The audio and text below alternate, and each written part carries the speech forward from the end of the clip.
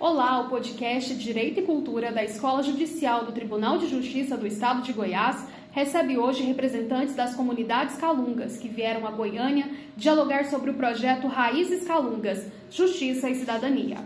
O projeto, criado pelo presidente do Tribunal de Justiça, desembargador Carlos França, tem o objetivo de promover o resgate da cidadania e da justiça para a comunidade calunga, o maior quilombo remanescente do Brasil.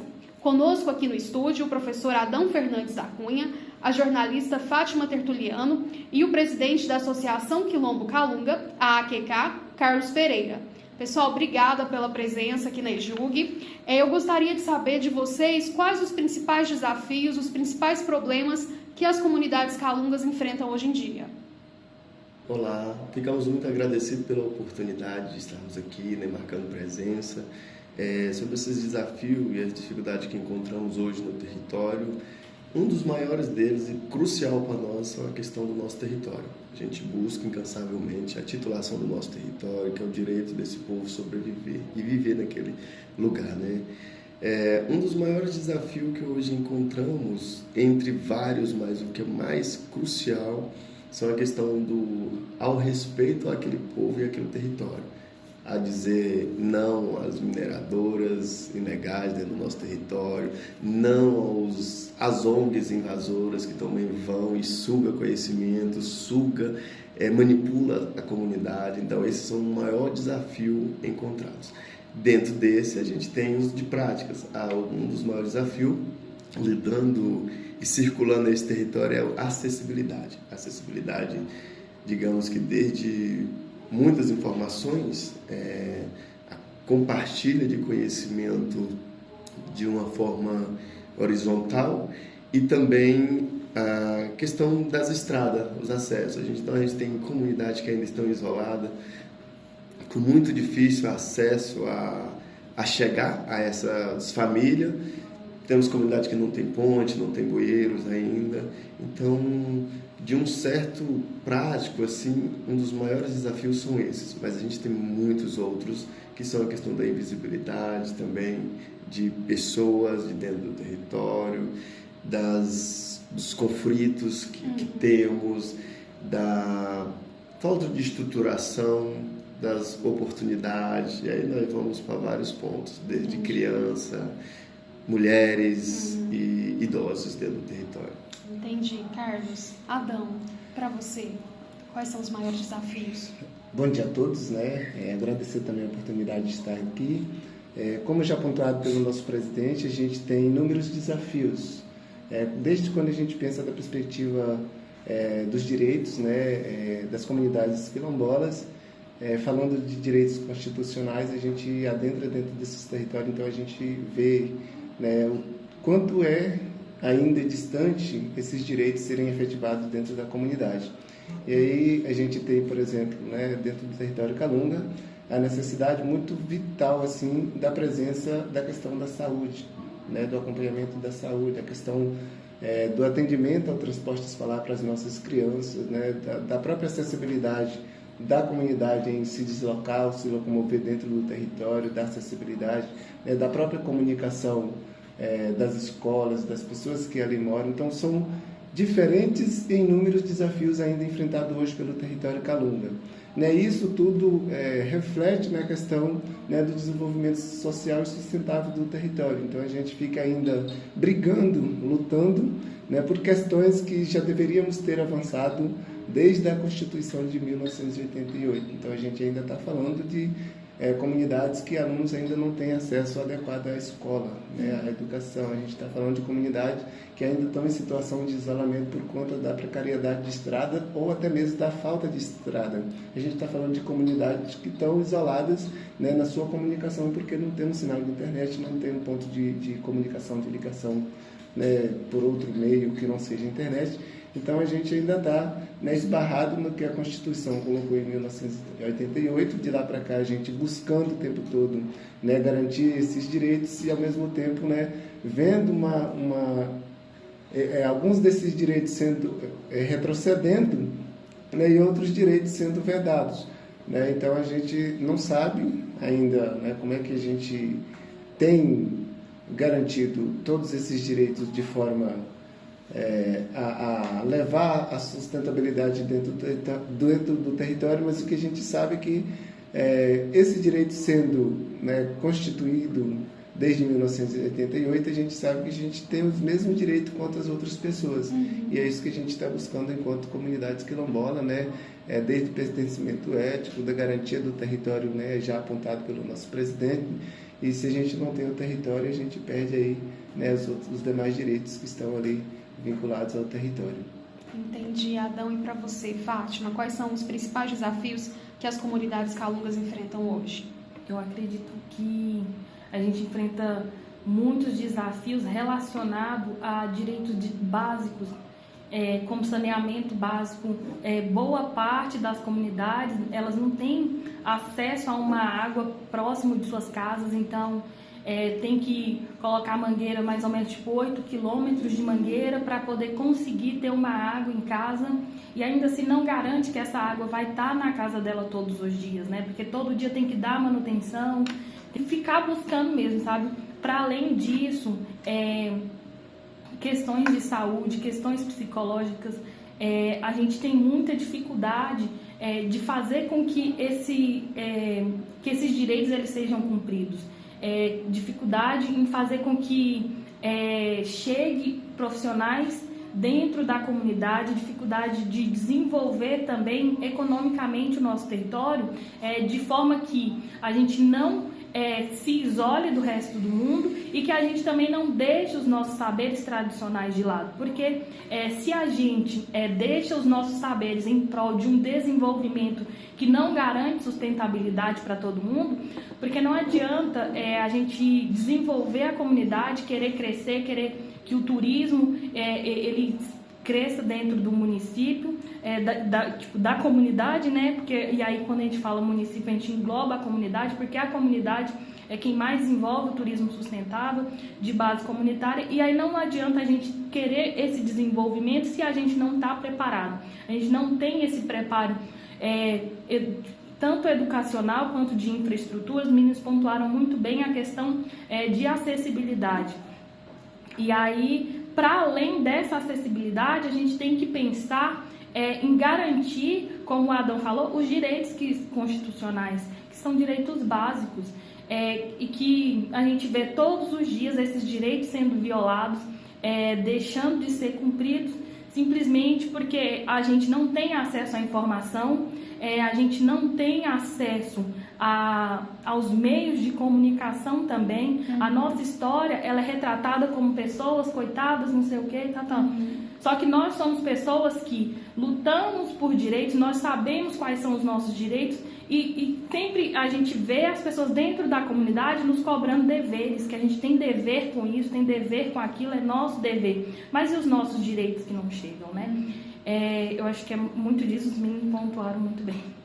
E vocês, como que vocês recebem a criação do projeto Raízes Calungas, Justiça e Cidadania pelo Tribunal de Justiça de Goiás? É um projeto, né, na verdade, que quando tive a oportunidade de ser convocado, estar numa reunião e com várias representatividades, né, e pessoas da comunidade também, e foi em comum entendimento daquelas pessoas que estavam ali presentes, que tipo é um sonho, né? Um sonho que nós estamos falando de 400 anos. O território calunga já passou a tempo dos 300 anos que sempre são mencionados. E que pela primeira vez a gente chega a algo, né, que dialoga diretamente com aquelas necessidades que os nossos antepassados desejavam e que a gente espera que chega mesmo prática. Inclusive eu falei isso na reunião assim, e o doutor procurador, né? Desembargador, ele ainda falou assim, fala, você não está acreditando, né? Eu falei, de fato, tantos projetos que já retornam ao nosso território, mas que dessa vez a gente está vendo com bons olhos, a gente, enquanto território, também está fazendo parte do grupo de trabalho, então a gente está vendo coisas assim, que é um desejo ancestrais de muito, que a gente vai ter essa oportunidade de vivenciar isso, né? Que é desde que vem aí a questão da saúde, da educação, né? Esse olhar voltado para o território, a acessibilidade, a questão de identidade, que é uma coisa que a gente tem, começarmos a ser ainda mais independente, que a gente somos independente. Eu trago um pouco da fala da companheira Fátima, que ela acaba de falar, né, que são vistos como, que está no corredor da miséria, povo miserável. Ao contrário, o território Calunga é muito rico. Agora, a questão é, muitos de nós que estão lá dentro não temos ainda a oportunidade de acessar aquilo que é nosso, porque, friso mais um pouco, eu confesso que não só a mim, mas várias outras lideranças no território, às vezes fica descrente quando se dá a muitos projetos. Projeto isso, projeto aquilo dentro do território. Mas são os bandos, existem ONGs, organizações verdadeiras que buscar melhoria, mas você tem muitas ali que só estão de looping, sugando conhecimento, sugando oportunidade de pegar recursos, né? Então, quando vem o judiciário a estar junto com a gente, a construir junto, e que foi uma coisa que a gente louvou, louvável para nós, inclusive a questão do nome, né? Foi tipo assim, caraca, Raízes, Calunga, Justiça e Cidadania.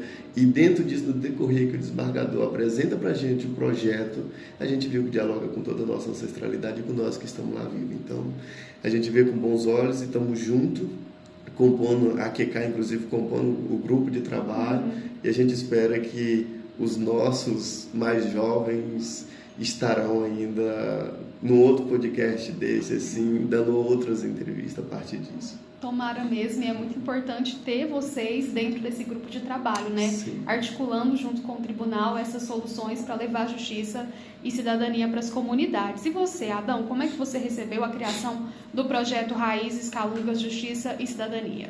Eu vou falar como território, né? Representando o território, mas também como educador nessa militância da educação. Eu acredito e eu vejo, né, que o território recebe esse projeto com 3 perspectivas fundamentais, né? A primeira dela é de vencer o racismo estrutural, né? É uma das questões mais fortes que a gente enfrenta dentro das estruturas de divisão de poder, né, que limita o acesso das comunidades tradicionais em acessar aquilo que é de direito seu, nosso, né? E a outra questão é o racismo institucional, racismo estrutural e racismo institucional. E a última, né, é a desigualdade social e econômica dentro dos territórios. Então, quando a gente tem um projeto, né, alinhado com o Tribunal de Justiça, junto com as comunidades, para tratar diretamente no chão da comunidade aquilo que é da necessidade da comunidade, em parceria com a Justiça, eu acredito que a gente está vencendo, né, os 400 anos mencionados pelo nosso presidente, né, de violação de direitos com base no racismo estrutural, racismo institucional, né, e essas desigualdades aí enfrentadas por nossa população negra. Entendi, obrigada, Adão. Fátima, para você, como é que a criação do projeto você recebe? Com muita esperança e brilho nos olhos, né? Porque todos os projetos, eles são criados de fora para dentro, e esse é um projeto que o tribunal está criando junto com a comunidade. A gente não está recebendo, a gente vê o cenário desse país, como esse país foi construído, né? De cima para baixo, as leis elas foram criadas de cima para baixo. A gente nunca teve os calungas no mesmo nível de quem está criando algo para a comunidade calunga. É sempre alguém que está aqui criando para alguém que está aqui. E se a gente iguala isso tudo, a gente garante mais equidade para as comunidades, né? Eu falo muito que a gente, dentro do território, a gente não tem que buscar por igualdade, porque a igualdade, ela não vai ser algo que vai nos colocar nos mesmos parâmetros que as outras pessoas. A gente precisa de equidade, a gente precisa de mais investimento. Não é porque nós somos melhores, é porque se a gente consegue desenvolver o território, se a gente consegue investir nessa comunidade, a gente consegue pegar o saber tradicional junto às novas tecnologias, e a tecnologia ela é ancestral. A gente precisa dar esse valor para a ancestralidade, fazer esse resgate, sabe? E aí, falando de como que eu recebo esse projeto, eu até conversei com a minha avó hoje ela tem 106 anos, vai fazer 107 agora em julho, e eu falei para ela sobre o projeto, né? Ela falou assim, é bom, porque nunca teve um projeto o povo da justiça, né, como ela fala, o povo da justiça nunca veio conversar com a comunidade, nunca teve esse diálogo, nunca teve essa abertura. Sempre foi alguém intermediando essa conversa. E é muito importante para a gente que nós dialoguemos direto com quem está desenvolvendo o projeto, porque assim a gente tem uma melhor percepção e melhores formas de desenvolvimento para dentro do território. Então eu recebo com muita esperança e espero mesmo que outras pessoas da comunidade possam dar também a sua visão, possam falar e estar ativo dentro do projeto, porque é isso que a gente precisa garantir, que a gente tenha uma comunidade que fala por si, uma comunidade que sabe quais são os seus direitos, os seus deveres e sabe exatamente onde buscar. Certo, pessoal, para a gente finalizar, eu queria que vocês definissem o que é ser calunga para vocês. Ser calunga, né? Ser calunga para mim é que vivi esse processo, né, de nascer dentro de uma comunidade, migrar para o município, para a cidade, para a zona urbana e não ter aceitação. Então, ser calunga para mim de quando eu comecei a ter entendimento, né, do que era racismo, do que era, de como o calunga era visto, era uma coisa muito ruim. E que, assim, eu falei, eu não tenho como negar quem eu sou. Então, ser calunga pra mim é tudo que eu tenho. E aí, eu participei de uma reunião, eu lembro muito bem, cara, eu tinha 8 anos. E foi aí que eu iniciei de verdade, sabe? Falei, eu quero, de fato, defender o meu território. Porque ser calunga pra mim é motivo de muito orgulho. Ser calunga pra mim é fazer parte desse universo. E a Tuia, uma vez eu fiz uma entrevista com a Tuia, e aí ela falou pra mim que a gente faz parte de um todo, né? E não tem como a gente fracionar o que é ser calunga. Então, ser calunga é tudo que a gente tem. O território é tudo que a gente tem e nós, calungas, nós somos o território, né? O território, ele ainda existe por causa de quem ficou, por causa de quem permaneceu e não por causa de quem saiu. Então, ser calunga é permanecer, ser calunga é fazer parte, ser calunga é integrar, é somar, é ter visibilidade, é ter entendimento de que você não é um só. Você é um conjunto de pessoas. E é muito desse pensamento, né, de ser calunga. E aí, quando eu entrei na universidade a primeira vez, eu pensei, o que eu estou fazendo aqui? Porque eu sou só uma calungueira, querendo mudar o mundo a partir do serviço social. E aí eu chego dentro da PUC, que é uma universidade particular, e que não me abraça, que não liga para os meus valores, para os meus costumes, para nada, e eu volto para a minha comunidade. E aí, depois que eu vim e tive essa experiência do que é a cidade grande, do que é, de fato, como as pessoas me enxergam, que eu voltei para a minha comunidade, e depois de ter lido vários autores brancos, que eu fui buscar, na minha origem, o que é ser calunga, quem são os calungas e de onde é que eu vim. E, principalmente, por que eu estou aqui dentro desse território, e por que esse território é tão importante para mim, por que nós, calungas, temos essa ligação tão forte com o território, né?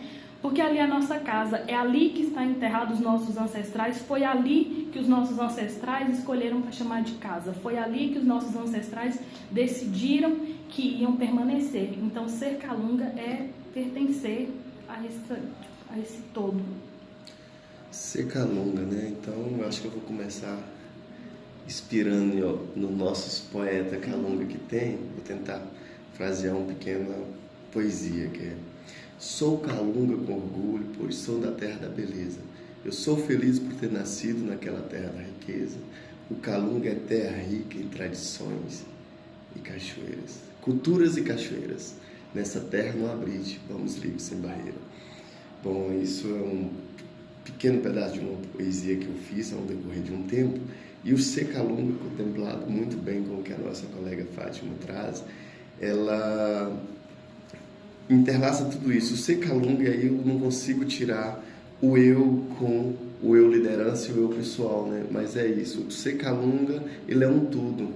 ele se contempla mãe, pai, filho, irmão, terra, animais, bichos e tudo.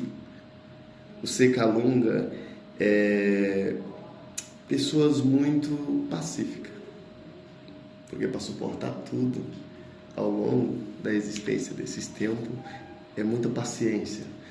O Secalunga é estratégico, pessoas, ambiente de muita sabedoria, onde podemos aparecer e podemos esconder quando necessário.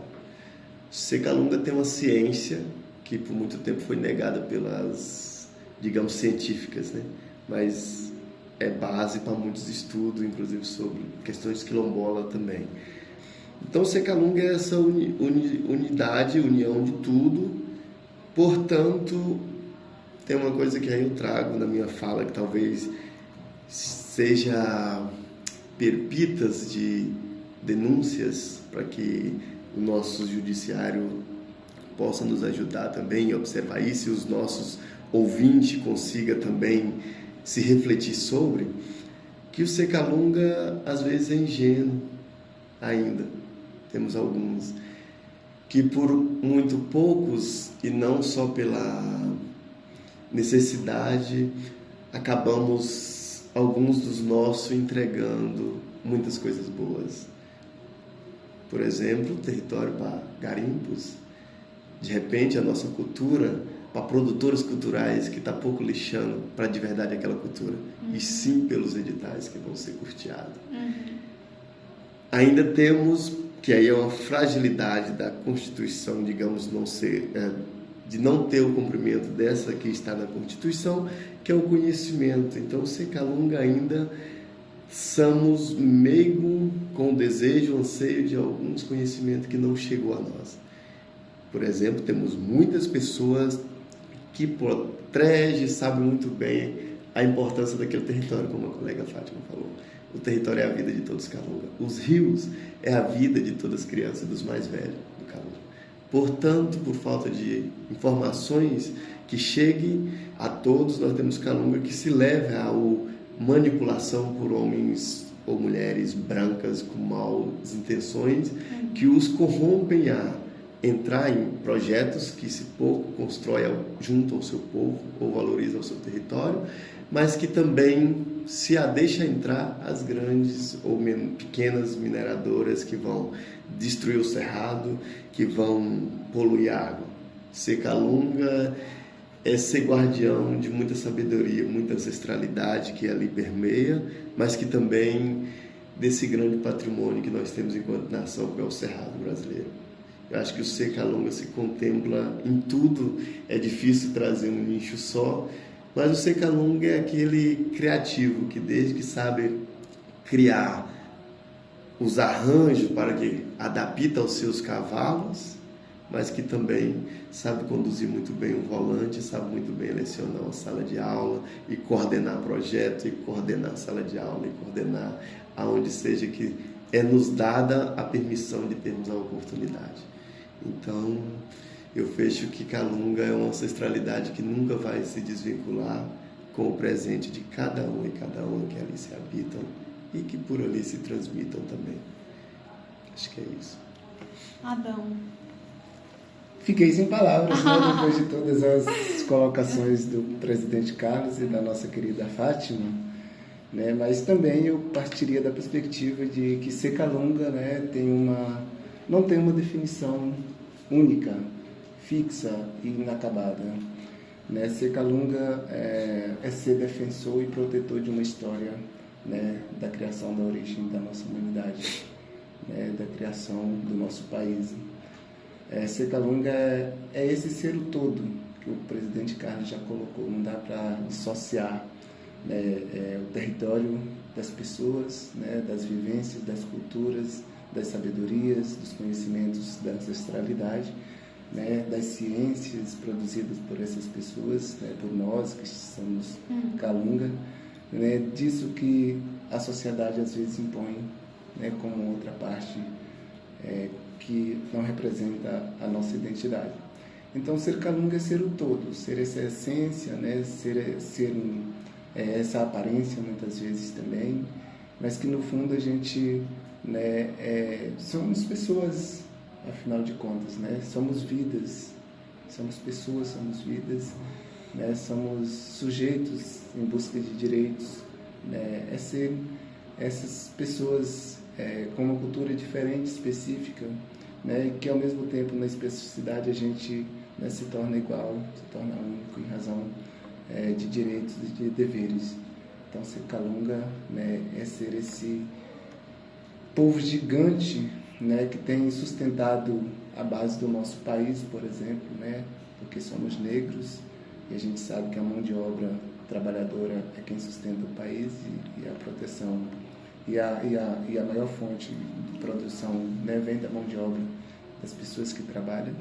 Então, esse é um povo guerreiro, trabalhador, que defende não só o território, que protege não só o território, mas que desenvolve também a sua autonomia, os seus direitos, né, mesmo sendo negado, né, pela sociedade outros direitos que a gente sabe que é nosso.